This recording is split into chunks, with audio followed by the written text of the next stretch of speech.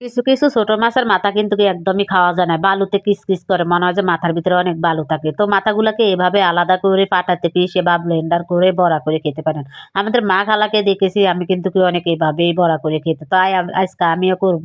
তো এখানে চেউয়া মাছের অনেকগুলা মাথা। আমার ননদে চেউয়া মাছের মাথাগুলা আলাদা করে দিয়েছে, চেউয়া মাছ আলাদা করে দিয়েছে। মানে আমার ননদে সব কেটে কুটে পরিষ্কার করে দিয়েছে। আমি বাড়িতে এনে ফ্রিজ থেকে বের করে যে ধুয়ে পরিষ্কার করে নিয়েছি লবণ-টবণ দিয়ে।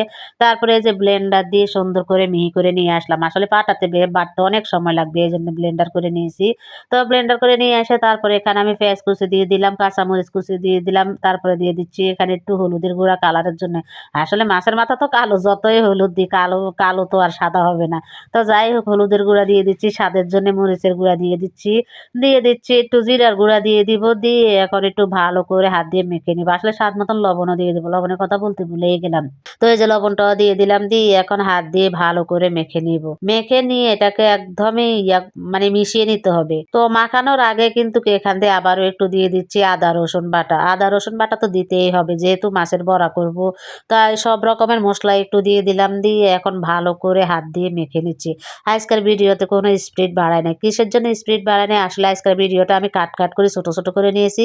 এভাবে ভিডিও ছোট হয়েছে তাই আর স্পিড বাড়ায় নাই। অন্য দিনের তুলনায় কিন্তু আজকের ভিডিওর স্পিড একদমই কম। স্পিড দিই নাই। তো যাই হোক অন্যদিন আমি কিন্তু ভিডিওর স্পিড বাড়ায় দিই একই কারণে যে ভিডিও অনেক বড় হয় ভিডিও করতে, করতে। এজন্য স্পিড বাড়ায় দিয়ে আপনাদের জন্য ছোট করে দিই। তো আজকের ভিডিও এভাবেই ছোট। যা হোক আমার হাত দিয়ে মাখা শেষ। থুকো ভুলেই গেছি। এখন চুলাতে একটু বড়া ভাজতে যাবো তখনই মনে হলো যে ধনিয়া পাতা দিতে হবে। ধনিয়া পাতা না দিলে তো অসম্পূর্ণ থেকে যাবে। তো ধনিয়া পাতাটাও দিয়ে দিলাম। ধনিয়া পাতা কিন্তু আমি কুচি করে ফাঁসিয়ে রেখেছি।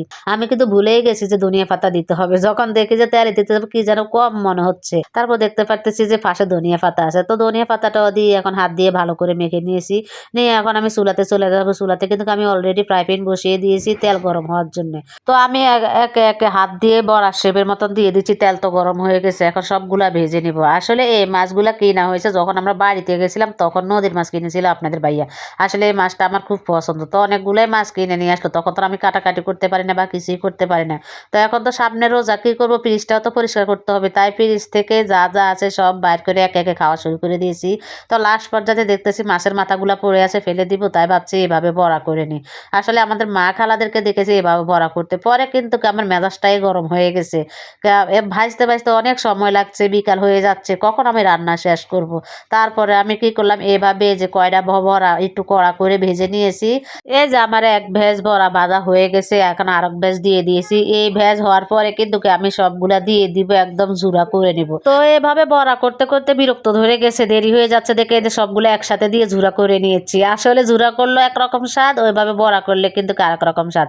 তো আর কি এভাবে তো সবগুলা ঝুরা করে নিয়ে নিয়েছি। প্রায় আমার হয়ে গেছে রান্না বাড়া। তো কেমন হয়েছে বলেন তো এই মাছের বড়া?